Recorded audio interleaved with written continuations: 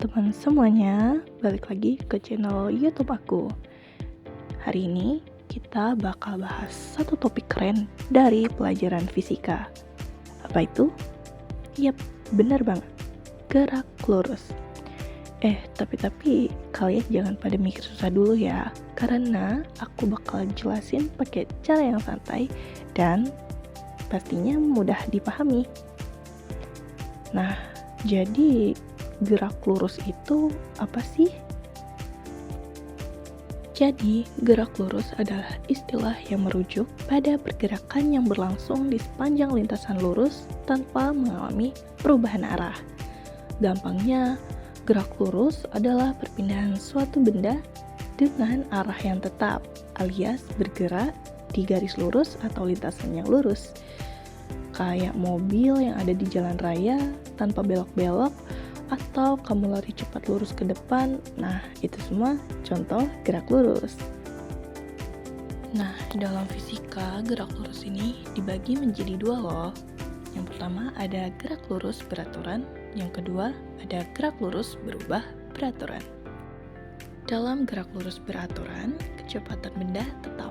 Jadi, benda bergerak lurus tanpa ada percepatan. Artinya, gak nambah cepat dan gak nambah lambat.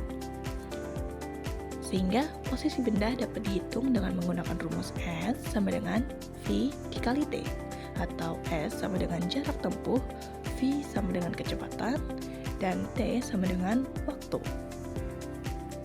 Dalam gerak lurus berubah beraturan, kecepatan benda berubah karena adanya percepatan tetap. Jadi, kecepatannya bisa bertambah atau berkurang secara teratur. Nah, ada 4 persamaan utama untuk gerak lurus berubah beraturan ini. Yang pertama, kecepatan akhir. Itu rumusnya V sama dengan V0 plus A dikali T. Di mana V sama dengan kecepatan akhir, V0 sama dengan kecepatan awal, A sama dengan percepatan, dan T sama dengan waktu. Yang kedua, jarak tempuh. Untuk mencari jarak tempuh, kita bisa menggunakan persamaan S sama dengan V0 dikali T ditambah setengah A dikali T pangkat 2. Nah, untuk mencari rata-rata kecepatan, kita bisa menggunakan persamaan V rata-rata sama dengan V0 plus V per 2. Nah, yang terakhir untuk hubungan antara kecepatan akhir, kecepatan awal, dan jarak, kita bisa menggunakan rumus V kuadrat sama dengan V0 kuadrat plus 2 dikali A dikali S. Nah, teman-teman, di sini kita berikan contoh untuk konsep gerak lurus beraturan. Nah, jadikan di sini ada 2 orang yang mengendarai sepeda dengan kecepatan tetap. Nah, kita mau nyari tahu nih jarak yang ditempuh oleh mereka berdua dengan kecepatan 2 meter per sekon selama 2 menit. Kira-kira berapa ya jarak yang ditempuh oleh kedua orang ini? Untuk teman-teman yang mau menjawab, bisa banget tulis jawaban di kolom komentar ya.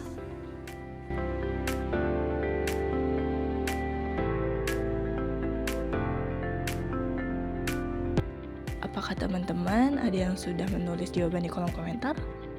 Atau ada yang belum mendapat jawabannya? Gak apa-apa, kita jawab bareng-bareng ya. Nah, untuk jarak yang ditempuh oleh kedua orang tersebut, kita bisa menggunakan persamaan S sama dengan V dikali T. Dengan V atau kecepatan yang dimiliki oleh kedua orang tersebut, yaitu 2 meter per sekon. Nah, untuk waktunya adalah 2 menit. Nah, karena kita butuh menggunakan satuan detik dalam perhitungan ini, maka 2 menit kita ubah menjadi detik. Berapa? Yap, benar banget, 120 detik. Jadi, V dikali T itu 2 dikali 120. Hasilnya berapa? Benar banget, hasilnya 240 meter.